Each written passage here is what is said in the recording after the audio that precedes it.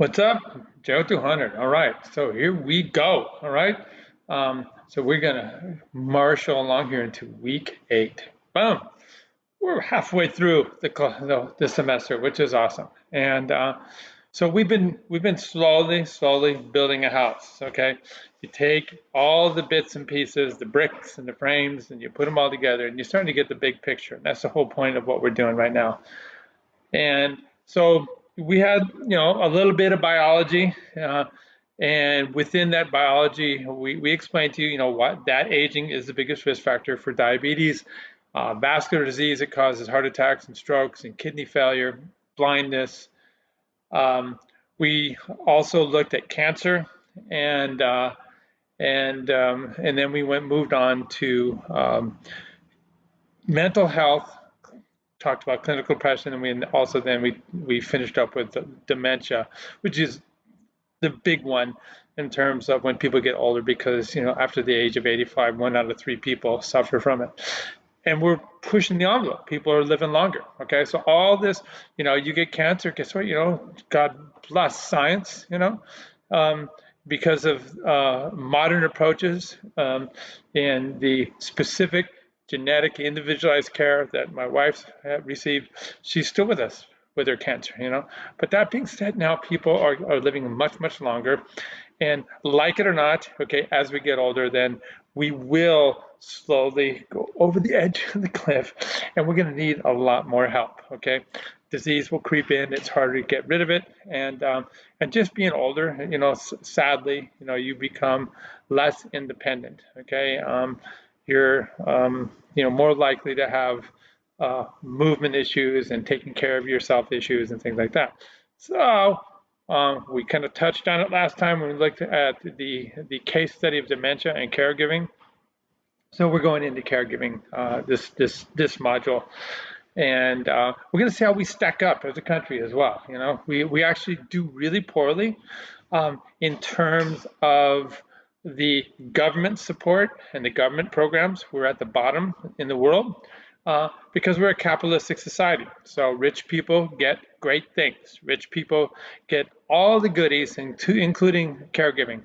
When you're poor, then if you're compassionate and you care about your elder, whether they're a family member or a friend, then it's on you. And so the financial burden, as we saw, is on you. Just to kind of review where we were at, okay? Actually, before they do that, I'm kind of hyped up right now. You can probably tell my hair is all messed up and I got sunscreen in my face, because remember, I'm 68, but someday it may come back to bite me in the behind, but I'm still living life, pura vida to its fullest. And so what I did today was I went down, okay, put this up here, and I went surfing today. It was beautiful today. And we surfers call it fall conditions. So this was at 12 noon. I surfed for 2 hours. That's my surfboard right there. Okay, it's a cool 8.2. And if you zoom up, okay, you can see the waves were really nice. Okay, and we'll go over to the next wave here, and you can see that it was significant, and you needed to know what you're doing. You need to be an expert, and I had a blast. No injuries. Okay, I caught 5 great waves, but which in surfing is really amazing. Look at that wave. How beautiful is that? Okay, I like to go this way. I did go this way once. Okay, and then here's just a couple of my buddies taking off, and you can see how amazing a day it was. So I'm hyped up, man. It was I drove home with a big smile on my face. It's going to keep me young, keep me free of disease for a while, but I also create orthopedic issues because I'm a sporto and I keep pushing the envelope there. All right. So where are we going? We're going back over here. Let's just talk a little bit about last week, okay? So we said, okay, last week in your discussion, you guys were dealing with this. Alzheimer's disease costs American businesses $33 billion annually. Why? Because we as citizens have to go and care for our family members, our friends that have disability. Okay, when you're disabled, it means you're not able to do some of the basic necessities of life. Okay, if you're mentally disabled, you as a caregiver have to take over all the financial jobs and well-being of that person. Okay, you got to pay their bills, you got to watch their investments, you got to pay not only their household bills, if it's a mortgage, you have to do that, the property taxes, the utilities, but you got to be paying medical bills and things like that. Okay, that's just the tip of the iceberg. Okay, so you may have to help bathe your elder, on and on and on. This is all time lost in your job, lost productivity. So we lose annually 26 billion. This is just in the case of Alzheimer's disease. That's the estimate from the Alzheimer's Association. And then 7 billion is going to actual care delivery where we're paying people to do the work. Okay. 50% of nursing home um, clients suffer from Alzheimer's disease. So we come down here and remember we talked about the makeup of caregivers. Okay. 15% of all caregiving is for Alzheimer's disease. That means, you've got other issues too. Somebody could just become completely physically disabled. Okay. They have a stroke and they can't move, or they have an injury and they can't move. Okay. These are all requiring caregiving necessities. And we kind of went through all this. Okay. You see that you spend a lot of time navigating the healthcare system. 70% of you are going to be doing that. You're going to actually have to do skilled nursing tasks at home, because like I said, my next door neighbor, they had 24-hour care during their final days of life. It went on for about 6 months, maybe almost a year. It was $400 a day, $400 a day. Okay, and that's so much money. Okay, so a lot of you are going to elect to do the job yourself, and as a result, you won't be working. Okay, and you're going to have lost income. All right, a lot of stress associated with this as a result as well. You're sandwiched between your well-being, all right, at the workplace and trying to move your profession ahead. Maybe you have kids, there's another part of the sandwich, and then the third layer of the sandwich is now you're doing caregiving. So it's super stressful.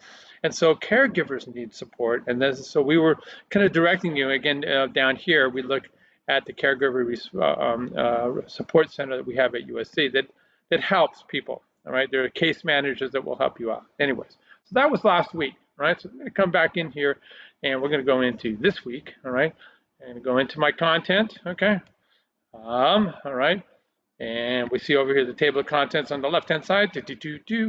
All right, and we now have, again, these diseases of aging, they are chronic, they are so costly. All right, and for me, I had, in terms of the caregiving of my wife, I go to every single infusion. All right, that's time I'm not working. Right, it's time I'm not earning income. All right, is what it is. Okay. Okay, so we went over mental health, and now we're going into modulate week 8, and that's caregiving. Okay, and you know what? It's important. Okay, our parents, our grandparents did so much for us to get us a head start and get us ahead, and it's not a huge ask. Okay, for them to say, hey, can you help me? And you're going to be doing a balancing act. It's really, really, really tough. Okay. Alrighty, so anyways, that's the drill there, okay? Here's the discussion, okay? So we talk about this, and what this is your prompt right here. What are you gonna do, okay? How has my generation, so I'm your grandparents, I'm 68, I get it. I'm just late to the game in terms of having kids, but we've altered family structure, okay? How's that happen, okay? And what's that, because there's so many of us, what are we looking at in terms of family support for my generation? Or you can just say your parents and your grandparents over the next couple of decades, okay? Can we go back in time and learn from the way things are done in other cultures? Do we rely too much on the money to pay outside help? All right. Maybe we can have, we're going to see later on, a culture like the Danish countries, okay? They get used to paying taxes. They've been doing it for 100 years. Their lifestyle is fine with it, with their taxation rate, but at the end game, they have all these social support services that the government helps to pay for, okay? If not, then maybe we need to have multi-generational housing, okay? Or at the very least, we live really close by so that it's easy for you guys to help your parents and grandparents. These are all things You have to think about. Are your parents living alone? Okay. Do you think they're going to live alone until they die? What do you think? Okay. What happened with your grandparents? What about this family collective? Okay, combine your financial resources. Okay, you're much more likely to be able to buy new real estate if you're looking to buy houses for yourselves. Okay, so and we can combine the family resources for paying the bills and to deal with the caregiving. Okay, right now, your parents and grandparents are still able. Right, you have a couple of kids. You go after your job. They get to watch your kids. Okay, all right. It benefits everyone, and then you're going to help them. All right. So let's look at this. There's a PDF file, and then this is the American Psychological Association website. Let's see if it's still working. I think it still is. Check a look right here. Yes. All right. So, you know, we are not one generalized type of person here in the United States. We come from so many different cultures. And so the concept of caregiving is very culturally specific. And so you have to think about this when you're looking at caregivers and we're looking at socioeconomic status. All these come into play, all right? What is your sexual perspective, okay? What are your beliefs, okay? That's going to change things as well, okay? Do you have a strong family system? Rural, okay? People have immigrated. They've left the farming communities, okay? And they moved to where the jobs are in the cities, okay? People are still out there and they're deeply in need of help, okay? Alrighty, so that's what that's all about, okay? So this guy it's a great video. He speaks to cultural diversities and things you have to be sensitive to. When you set up, maybe you're an entrepreneur and you're a business into the business side of things. You could set up locales in different parts, especially in a place like Southern California, where we have these cultural hubs where different cultural groups live. You can then design a assisted living facility that speaks to the culture of the people that live in that region. Here in San Clemente, you should make a surfer, okay, assisted living facility, and have these creative go to the beach, surf kind of activities, and that will draw in the people with the monies, and you'll make a lot of money, and they'll be happy, okay? And we can do the same thing for all the different culture groups, wherever you are, all throughout Southern California. Now,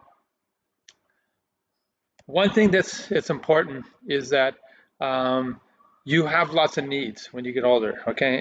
When we see caregiving, you need help in so many different directions. And when you go and get your degree in social work, this is a great video talking about how social workers are heroes, okay?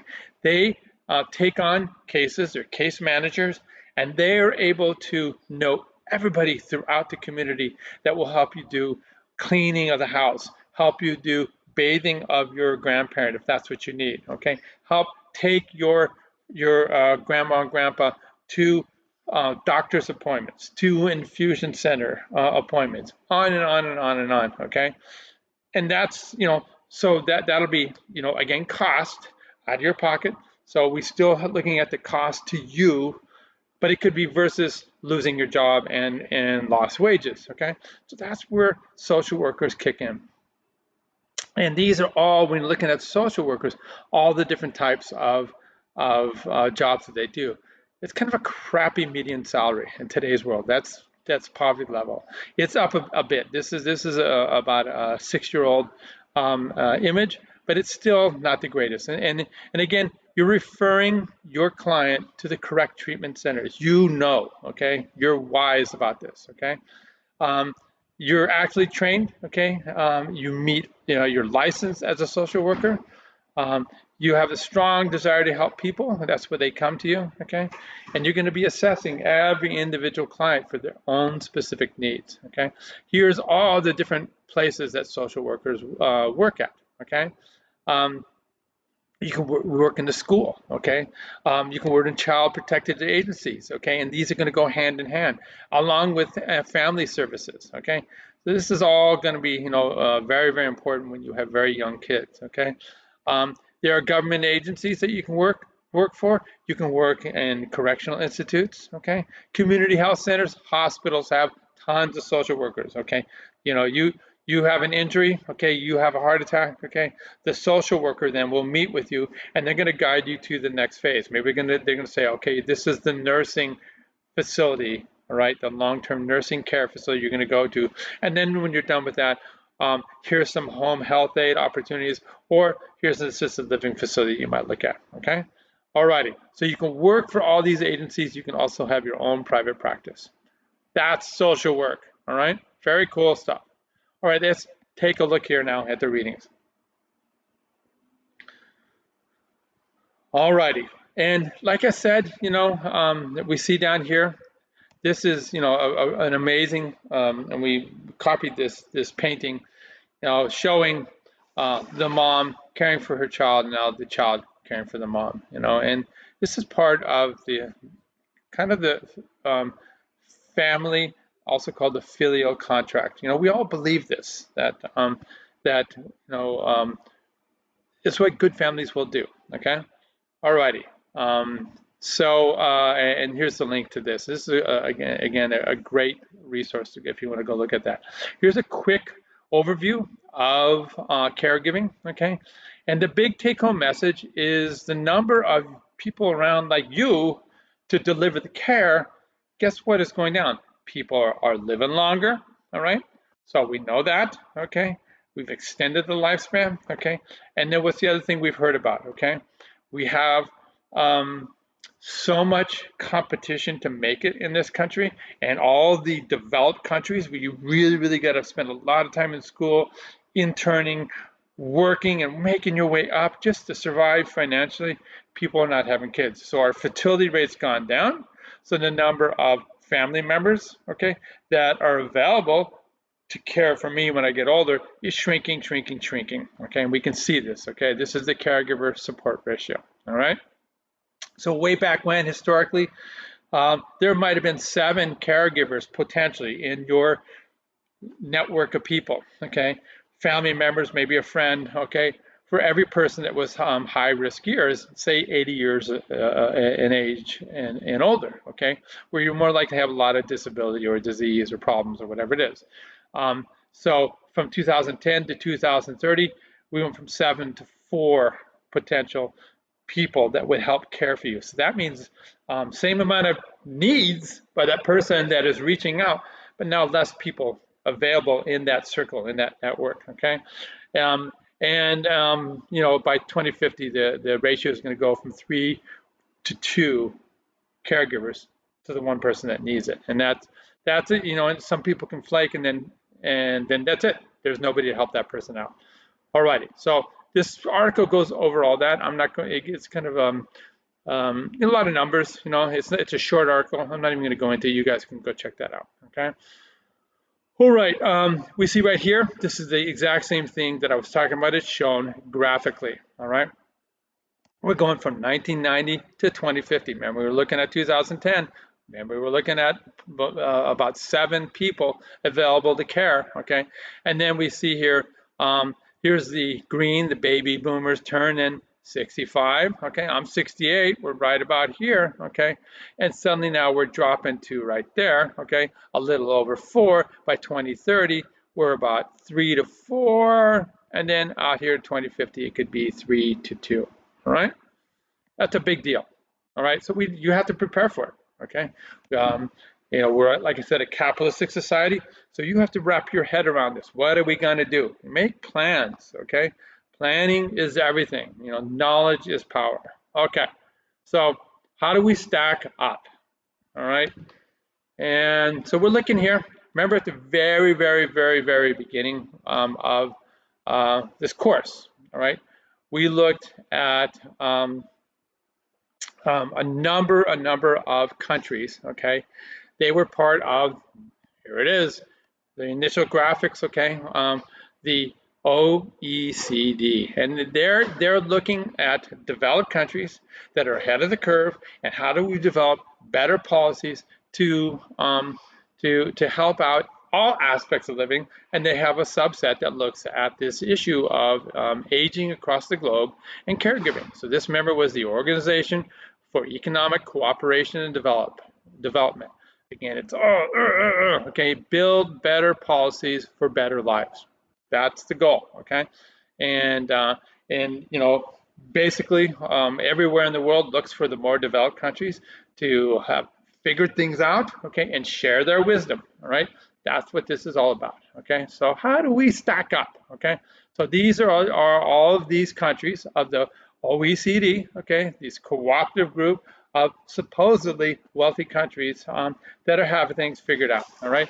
So here it is right here. This is the average. So what we're looking at, long-term care expenditures, okay? This is for both health services, okay? So this could be nursing care, hospitalization, okay? And then the social support services, okay? The different community centers and the different individuals that can then come to you and say, I'll help with your granny, okay? So when we look at the bank account of all these countries that are developed, okay, and we ask ourselves, what percentage of their bank account are they using to spend on these long-term care services, both for health and for social components, okay? And we see that across all the countries, it's about 1.7% of the total money they bring in every year, okay? So that seems like a small amount, okay? And then this is the social component, and this right here is the health component. Like I said, we look at these other countries, yes, they have a higher tax rate, and the money then is distributed. The money is collected by the governments and taxes, and then it's redistributed in terms of services. So you don't have to rely on your family member or friend to care for you because there's government support, okay?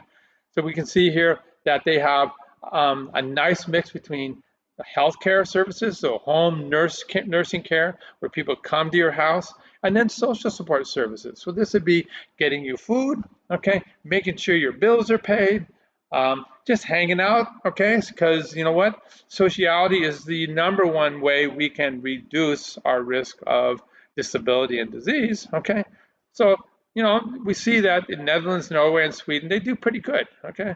And then here's Japan, okay? They don't have the greatest social support, as we can see here. All right, we're going to, where's the United States? Here we are, at the bottom of the freaking barrel, okay? All right, because we are capitalists, all right? Old people that are from lower socioeconomic, sorry, okay? And that's who we start seeing homeless on the streets, okay?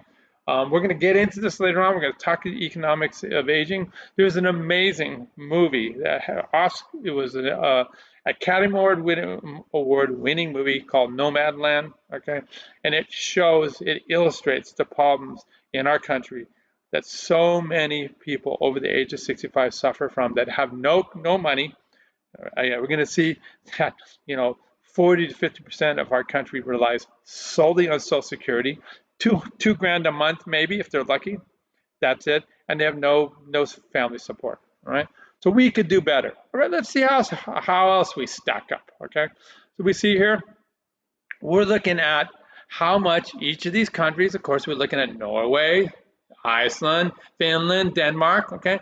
Same people, countries here that had a higher tax base and then turn around and provide services. So this is early childhood care. So you can go to work and there's these free child care services in these countries. And this is how much they spend, okay, annual spending per child on child care. So we see there's almost 30 grand a year is spent in Norway for every single child, okay? We can see Iceland's out there. Okay, what is it? Here's the OECD average. About 14 grand per child is spent on average. How do we stack up? Here we are, $500.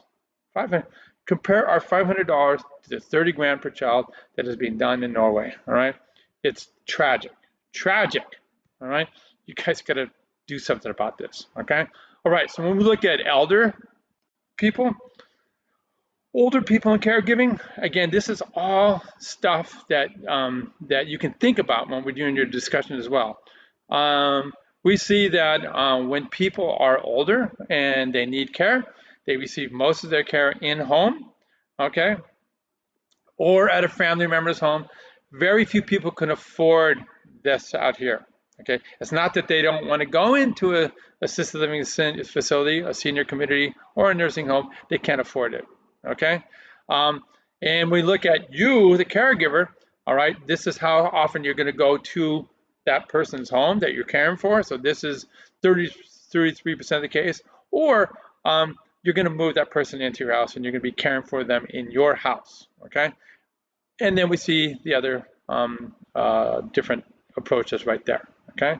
Alrighty. So let's say, okay, I want to do this. I want to do nursing home. I want to do senior community. Okay. All right. So how are we going to afford this? Okay. So this is like a little outdated. All right. So to live in a nursing home. Okay. There's a limited gap where Medicare pays for it, and then it's completely 100% out of pocket. Okay, unless you have a long-term care insurance policy, they're super expensive, and most people don't do it. Okay, and even then, they fight you in terms of what they pay. All right, so you're looking here in a nursing home, I would say between $8,000 and $15,000 a month. Okay, living in an assisted living facility, it's regional. We're going to go over housing later on. It all depends. I can live in a far less expensive assisted living facility in Nebraska than I can here in LA. Okay, but it can cost 5 to 10 grand a month. Okay, and then somebody coming just to do a few things part time, a couple hours every day around the house. 1, 2, 3, 4 grand a month. Okay, here's a skilled nursing facility. So that means you need around the clock care. All right, here's how you qualify. You have to have completed a 3-day stay inpatient in a hospital, period. Okay, in terms of having Medicare pay. All right, if you have done that and your social worker then places you in a nursing facility, the first 20 days are free, paid by Medicare. Okay, after 20 days, they want to kind of move you out. Right, so up to 100 days, Medicare will pay $185 per day. That's not going to cover it. Okay, it could be $500 a day. All right, after 100 days, it's all on you. All right, all righty. So you can't stay in the nursing facility. You got to go home. What does it pay at home? It might, until you are back on your feet, it'll pay for physical therapy, occupational therapy, where you learn to redo things, how to move my mouse, anything that occupational therapy should retrain you to feed yourself, things like that. That's what OT is all about. Okay. Medicare does not pay for these services. It does not pay for 24-hour day home care. It does not pay for meals delivered to your home or made at your home. Okay. It doesn't pay for any housekeeping services. All right. Shopping, cleaning, laundry, etc. All right. And then it does not pay for the personal care that people are going to need. Okay. Bathing, dressing, using the bathroom. Okay. So that's where it's at. Okay. Alrighty. So think about this. Okay. It's a big deal, obviously, when you think about your situation. Think about your family members. You can see right now who's going to need caregiving. How are we going to handle that? And that's what your discussion is all about. All right, guys. All right. Peace. All right. Week 8 is done. All right, and you're on the home stretch, and you're gonna do great. All right. All right. Take care.